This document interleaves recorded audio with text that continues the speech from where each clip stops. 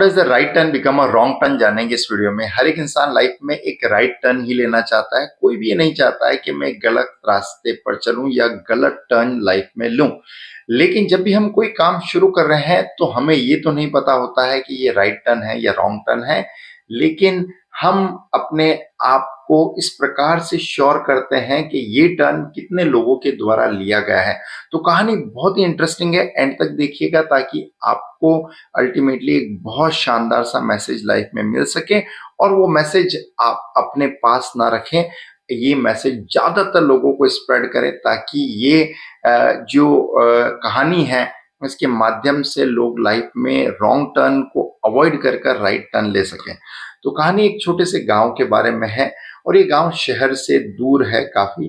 तो यहाँ बहुत सारे लोग, कोई ना तो आता है ना यहाँ से कोई बाहर जाता है। गांव की आबादी भी बहुत कम है, बहुत कम लोग यहाँ रहते हैं और शहर से थोड़ा कटा हुआ है, छोटा सा गांव है।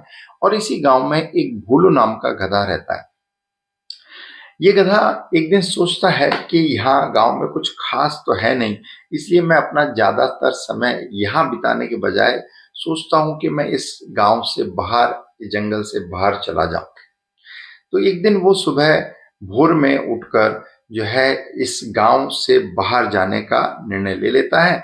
और ये चूंकि वहां से बाहर जाने का कोई रास्ता है नहीं, इसलिए वो अपने मन मुताबिक जो है चलने लगता है।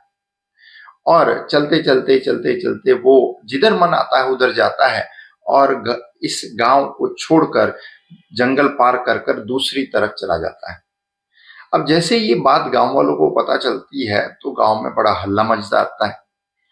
गांव वाले कहते हैं कि भोलू गधा जो है ये गांव छोड़कर चला गया और वो जंगल के उस पार दूसरी तरफ जाकर बहुत खुश है और आनंद का जीवन जी रहा है। ये बात जो है जैसे कुत्तों के एक समूह को पता चलती है तो वो भी गधे की गंध मीन्स स्मेल करते हुए उस गधे का पीछा, जो जिस रास्ते से गधा गया था उसी रास्ते से जाते हुए जंगल के पार चले जाते हैं। धीरे धीरे बात गांव के और भी पशुओं को पता चलती है और वो उसी रास्ते पर चलने लगते हैं और शहर में पहुंच जाते हैं गांव पार करके। अब चूंकि बहुत सारे पशु उस रास्ते पर चलते हैं तो उस रास्ते पर एक पगडंडी सी बन जाती है और साफ देखा जा सकता है कि ये एक ऐसा रास्ता है जो बहुत सारे यहाँ से लोग पास हुए हैं। अब लोग जो है उनको भी लगता है कि ये रास्ता बना हुआ है। तो धीरे धीरे गांव के और लोग जब बाहर जाना चाहते हैं तो उनको ये रास्ता बड़ा सहज लगता है, बड़ा आसान सा लगता है। तो इसी जो रास्ते पर बाकी वाले गांव के लोग भी शहर जाने के लिए, इस जंगल को पार करने के लिए उस रास्ते का इस्तेमाल करने लगते हैं। धीरे धीरे गांव की आबादी बढ़ने लगती है और सरकार को लगता है कि इस गांव में एक सड़क बनानी चाहिए। There should be one road which can help people to go comfortably out of this small town. तो शहर से एक इंजीनियर्स का ग्रुप आता है और वो इंजीनियर का ग्रुप जो है वहां रोड बनाने के लिए एक सर्वे करता है। गांव वाले सारे इकट्ठे होते हैं और वो ये कहते हैं कि भाई आपको रोड बनाना है तो सबसे अच्छा हमारे लिए तो बेहतर यही होगा कि आप ये जो पगडंडी बनी हुई है जिसपे बहुत सारे ऑलरेडी लोग आ जा रहे हैं, इस पर एक अच्छी सी रोड बना दीजिए।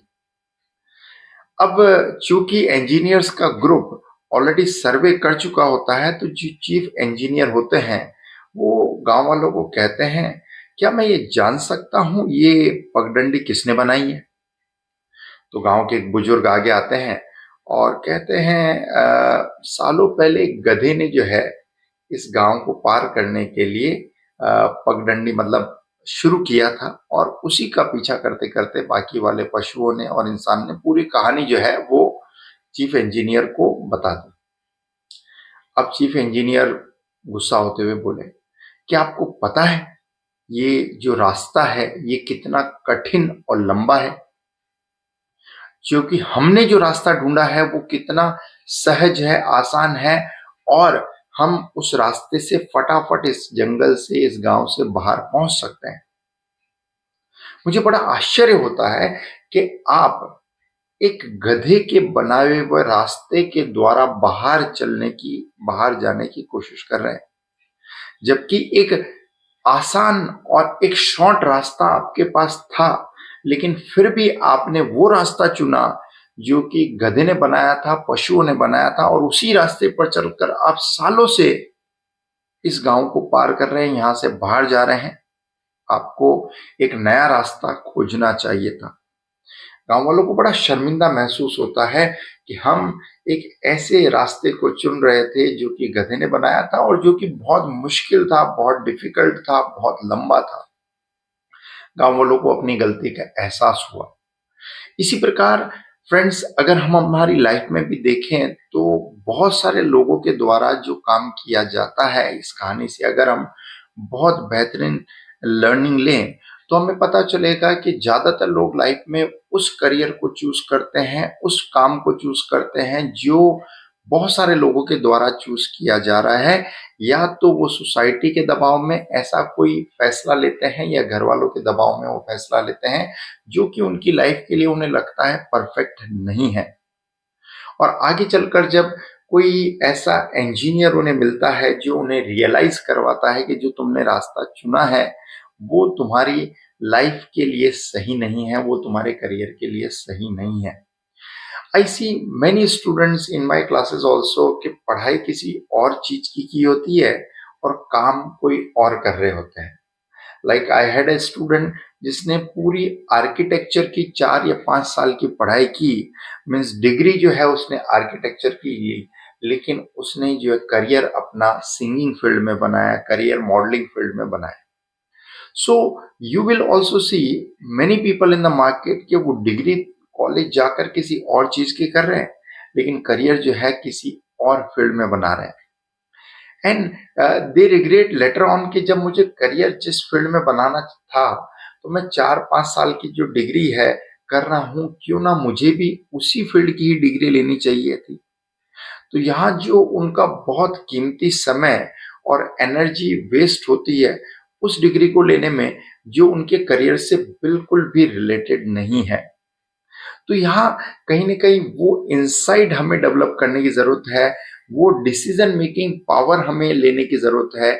जिस फील्ड में मुझे जाना है, जिस करियर को मुझे चूज करना है, उसी की मुझे डिग्री लेनी चाहिए, ना कि सोसाइटी के प्रेशर में आकर, ना कि घर वालों के प्रेशर में आकर मैं वो कोई स्टडी करूं, मैं वो कोई काम चुनूं जो मेरे इंटरेस्ट के बिल्कुल भी मैच नहीं हो रहा है।